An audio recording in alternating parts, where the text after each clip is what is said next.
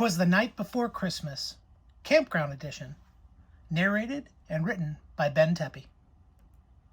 'Twas the night before Christmas when all through the park quiet hours dictated even dogs shouldn't bark. The stockings were hung on the slide out with care, in hopes that St. Nicholas soon would be there. The children were restless and wiggly in their bunk, until I yelled, "Be still, or Christmas is sunk!" Mom in her Christmas jammies, and I in my suit, had just fell asleep, tired out and kaput. When out on the gravel there arose such a clatter, I tumbled over Mom to see what was the matter. Was it a new neighbor, or just a giant raccoon? This late arriver flew in without plane or balloon. No diesel pusher, nor schoolie, nor gas. This guy was unorthodox, and traveled in mass. He drove his ultralight, barely room for his stuff. With his load quite unstable, he wasn't looking too buff. All the campers around him peered out through their blinds. This sleigh and reindeer nearly made them lose their minds. No need for a pull-through, nor hookups at all.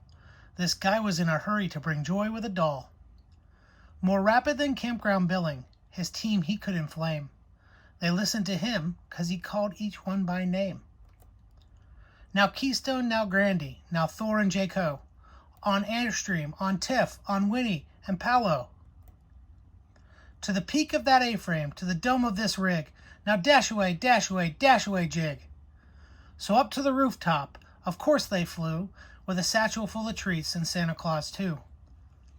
Fearing the load this furry group had created, magic alone kept the roof unperforated. Down through the bath fan, Santa came with a bound. Dressed for the hunt, he was Christmas camo gowned. No time for chit-chat, he had things to do. To torture the neighbors, he started by leaving a kazoo. Not sure how he did it with his magic of lore. The whole living space was filled, gifts ceiling to floor. It doesn't take much to fill 200 square feet, but he managed to jam in 4 TVs and a pound of dried meat. A propane fire pit, bike lights and a hammock chair too. St. Nick left nothing out, even single ply for our poo. Just as fast as he'd come, he was gone with some speed. His job now completed, he was done with this deed. But I heard him exclaim in his thick Texas drawl, "Merry Christmas to you, and safe travels to y'all." Merry Christmas.